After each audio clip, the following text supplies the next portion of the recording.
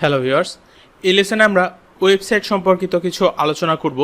এর আগের লেসনগুলোতে অলরেডি আমরা নিশ সিলেক্ট করেছিলাম এবং ওই নিশ অনুযায়ী ডোমেইন কিনেছিলাম এবং হোস্টিং কিনেছিলাম। যেমন দেখুন, এই যে এটা হচ্ছে আমাদের নেমচিপ অ্যাকাউন্ট। নেমচিপ থেকে আমরা ডোমেইন এবং হোস্টিং কিনেছিলাম। এবং আমরা যদি আমাদের ইমেল চেক করি, দেখুন ইমেল চেক করলে এখানে আমাদেরকে হোস্টিংয়ের ইউআরএল এবং ইউজার নেম পাসওয়ার্ড সব কিছু আমাদেরকে দিয়ে দিয়েছে নেমচিপ। আপনারা যখন কোনো ডোমেইন হোস্টিং কিনবেন অবশ্যই মেইলে আপনাদেরকে সব কিছুর অ্যাক্সেস দিয়ে দেওয়া হবে।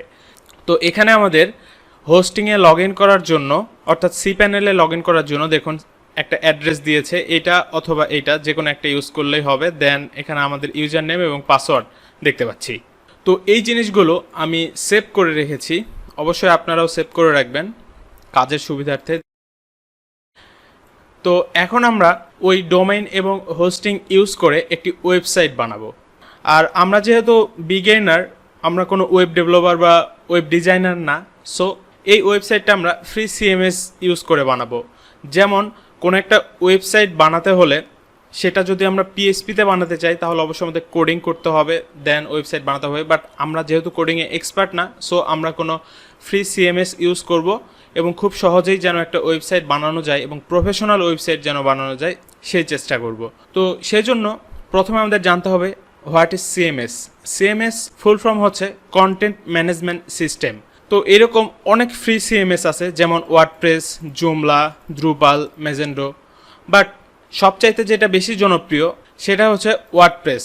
ওয়ার্ডপ্রেসটা জনপ্রিয় হওয়ার পেছনে কারণ যদি বলি, এটা ইউজ করাটা অনেক সহজ এবং এর ইন্টারফেসগুলো অনেক ইজি। আর তাছাড়া এর সিকিউরিটি অনেক ভালো এবং আমরা যে টাইপের ওয়েবসাইট বানাবো এর জন্য ওয়ার্ডপ্রেস বেস্ট। তো চলুন এখন আমরা cPanel-এ লগ ইন করে দেখি এবং এর কিছু ইন্টারফেস সম্পর্কে পরিচিত হয়ে নেই। আমি প্রথমেই এই অ্যাড্রেসটা কপি করছি, দেন পেস্ট করব এবং এর ইউজার নেমটাও কপি করে নেই। ওকে, দেন পাসওয়ার্ড। এখন আমরা লগ ইন করছি। cPanel-এ আমরা লগ ইন করে ফেলেছি। দেখুন এখানে আমাদের বিভিন্ন ইনফরমেশান দেখাচ্ছে। তো যাই হোক, আমরা এখন ফার্স্টে যেটা দেখব সেটা হচ্ছে ফাইল ম্যানেজার। দেখুন ফাইল ম্যানেজার যদি আমরা ক্লিক করি, ফাইল ম্যানেজার থেকে এই যে এখানে দেখতে পাচ্ছি পাবলিক HTML এই ফোল্ডারে আসতে হবে। দেখুন এখানে আসলাম, আসার পরে এইখানে এখন আমাদের ওয়েবসাইটটাকে স্টোর করতে হবে অথবা আমাদের ওয়েবসাইটের ফাইলগুলো এখানে আপলোড করতে হবে।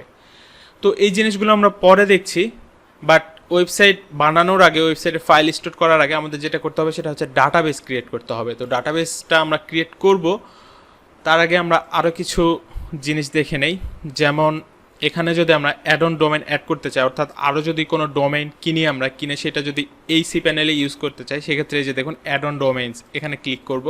এখানে ক্লিক করে জাস্ট নতুন যে ডোমেইনগুলো কিনবো সেই ডোমেইন নেমগুলো এখানে অ্যাড করে দিব, দিয়ে অ্যাড অন ডোমেইনস এখানে ক্লিক করলেই ওই ডোমেইনটা এই cPanel-এ অ্যাড হয়ে যাবে। দেন আমরা যদি ইমেল অ্যাকাউন্ট ক্রিয়েট করতে চাই, অর্থাৎ অনেক ক্ষেত্রে আমরা অনেক জায়গায় দেখি admin@, দেন তারপরে তার ওয়েবসাইটের নাম থাকে। যেমন আমাদের ওয়েবসাইটের নাম cleptas.com। তো আমরা যদি এখন cPanel থেকে একটা ইমেল অ্যাড্রেস ক্রিয়েট করতে চাই, যেমন admin@cleptas.com অথবা info@cleptas.com অথবা support@cleptas.com, এরকম যে কোনো নামে যদি ইমেল অ্যাকাউন্ট ক্রিয়েট করতে চাই cPanel ইউজ করে, সেক্ষেত্রে আমরা নিচে আসতে পারি। এই যে দেখুন ইমেল অ্যাকাউন্ট, এখানে ক্লিক করে এখান থেকে আমরা cPanel-এর ইমেল অ্যাড্রেস ক্রিয়েট করতে পারি এবং এই ইমেল অ্যাড্রেসটা আমরা যে কোনো জায়গায় ইউজ করতে পারবো। দেখুন এখানে আমি এখন অ্যাডমিন, দেন এখানে দেখুন আমাদের ওয়েবসাইটের যেটা নাম bestcamera.webcam, এই নামে একটা ইমেল অ্যাকাউন্ট ক্রিয়েট হয়ে যাবে, ইমেল অ্যাড্রেস ক্রিয়েট হয়ে যাবে। তো যাই হোক, এগুলো আমরা পরে দেখব, এখন আমাদের ইমেল অ্যাড্রেস ক্রিয়েট করার কোনো দরকার নাই। দেন এখান থেকে আর তেমন কিছু আমাদের জানতে হবে না। এই সব কিছু যদি আমরা জানতে চাই তাহলে দেখা যাচ্ছে যে শুধুমাত্র cPanel বা হোস্টিং এই রিলেটেড একটা কোর্স বানাতে হবে। তো সেজন্য এত বেশি কিছু আমাদের জানার দরকার নেই। তারপর যদি জানার ইচ্ছা থাকে ইউটিউবে অনেক টিউটোরিয়াল পাওয়া যায় এই রিলেটেড, সেগুলো দেখে আমরা শিখে নিতে পারি। তো এখন আমাদের মেইন যেটা কাজ সেটা হচ্ছে যে প্রথমে ওয়েবসাইট বানানোর জন্য ডাটাবেস ক্রিয়েট করা। তো এটা আমরা এর পরের লেসনে দেখব। এই লেসন এই পর্যন্তই রাখছি। ভালো থাকবেন সবাই।